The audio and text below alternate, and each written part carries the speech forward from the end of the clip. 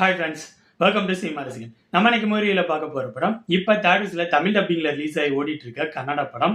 படத்தோட name second case of Sitaram. இது ஒரு கிரைம் இன்வெஸ்டிகேஷன் த்ரில்லர் மூவி. இந்த படத்தை தேவி பிரசாத் செட்டி டைரக்ட் பண்ணியிருக்காரு. இந்த படத்தில் விஜய் ராகவேந்திரா ஹீரோவா பண்ணியிருக்காரு.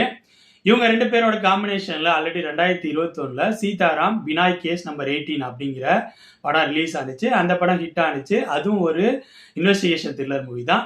அந்த படத்தோட சக்ஸஸ்க்கு அப்புறம் இந்த டீம் மறுபடியும் அதோட செகண்ட் பார்ட்டை எடுத்து ரிலீஸ் பண்ணியிருக்காங்க. இந்த படத்தோட ஸ்டோரி என்ன, இந்த படம் எப்படி இருந்துச்சு அப்படிங்கிறத பார்க்கறதுக்கு முன்னாடி இந்த வீடியோ ஃபுல்லாக பாருங்க. பிடிச்சிருந்தா லைக் பண்ணுங்க, கமெண்ட் பண்ணுங்க. அப்படியே என்னோட சேனலை சப்ஸ்கிரைப் பண்ணுங்க. அது மட்டும் இல்லாமல் என்னோட வீடியோஸ் எல்லாம் உங்களோட ஃப்ரெண்ட்ஸ், ஃபேமிலி மெம்பர்ஸ் எல்லாத்துக்கும் ஷேர் பண்ணுங்க. உங்களோட சின்ன ஷேர் எனக்கு ரொம்ப சப்போர்ட்டாக இருக்கும். இந்த படத்தோட ஸ்டோரி கர்நாடகாவில் உடுப்பியில் ஆனைப்பட்டா அப்படிங்கிற ஒரு ஏரியாவில் நடக்கிற மாதிரி காட்டுறாங்க. அந்த ஏரியாவில் ஹீரோ போலீஸ் ஆஃபீஸராக இருக்காரு. ஒரு கட்டத்தில் அந்த ஏரியாவில் அடுத்தடுத்து சீரியல் கில்லர் பேட்டர்னில் ரொம்ப கொடூரமான கொலைகள் நடந்துட்டு இருக்கு. இந்த கேஸை ஹீரோ இன்வெஸ்டிகேஷன் பண்ண ஆரம்பிக்கிறாரு. அவரோட சந்தேக பார்வை அந்த ஏரியாவில் இருக்க ஒரு ஸ்கூல் டீச்சர் மேலே வருது. அவரை கைது பண்ணலாம் அப்படிங்கிற மாரி யோசிச்சு அதுக்கேற்ற வேலைகளை பார்த்துட்டு இருக்காரு.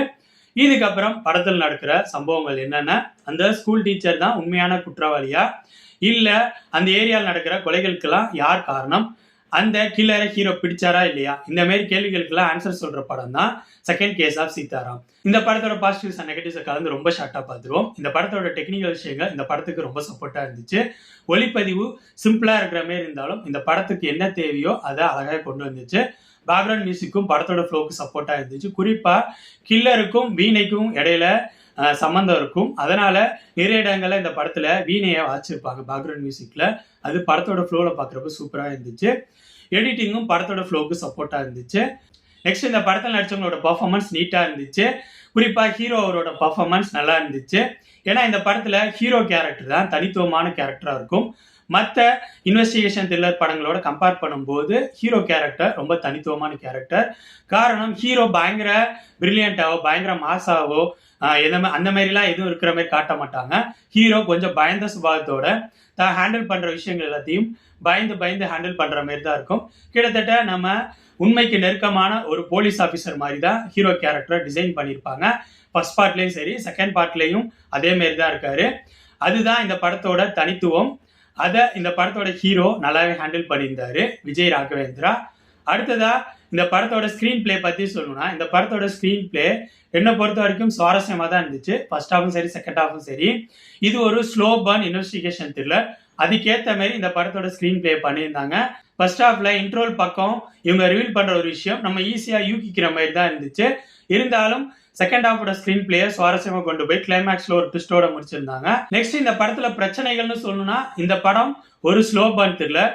ஸோ இது எல்லா தரப்பு ஆடியன்ஸுக்கும் பிடிக்கிறது டவுட்டு தான். ஓவராலா சொல்லணும்னா என்ன பொறுத்த வரைக்கும் இந்த படத்தோட டெக்னிக்கல் விஷயங்களும் இந்த படத்தில் நடிச்சவங்களோட பர்ஃபார்மன்ஸ் ரெண்டும் நல்லா இருந்துச்சு. இந்த படத்தோட ஸ்கிரீன் பிளே என்ன பொறுத்த வரைக்கும் சுவாரஸ்யமா தான் இருந்துச்சு. இது கம்ப்ளீட்டா ஸ்லோ பர்ன் த்ரில்லர். ஸோ உங்களுக்கு slow burn thriller, slow burn investigation thriller படங்கள்லாம் நீங்க பாப்பீங்க அப்படின்னா நீங்க இந்த படத்தை ட்ரை பண்ணலாம். இந்த படம் இப்ப தியேட்டர்ஸ்ல தமிழ் டப்பிங்ல ரிலீஸ் ஆகி ஓடிட்டு இருக்கு. ஸோ என்னோட ரிவ்யூ பேஸ் பண்ணி முடிவு பண்ணிக்கோங்க இந்த படத்தை பார்க்கலாமா என்னமான்னு. ஓகே ஃப்ரெண்ட்ஸ், இந்த வீடியோ உங்களுக்கு பிடிச்சிருக்கும்னு நினைக்கிறேன். தேங்க்ஸ் ஃபார் வாட்சிங். இந்த வீடியோ பிடிச்சிருந்தா லைக் பண்ணுங்கள், கமெண்ட் பண்ணுங்கள், ஷேர் பண்ணுங்கள். அப்படியே சினிமா ரசிகன் சேனலை சப்ஸ்கிரைப் பண்ணுங்கள். கூடவே பக்கத்தில் இருக்க பெல் ஐக்கானையும் கிளிக் பண்ணுங்கள். அப்போ தான் நம்ம போடுற வீடியோஸ் உடனுக்குடன் உங்களுக்கு வந்து சேரும். தேங்க்யூ.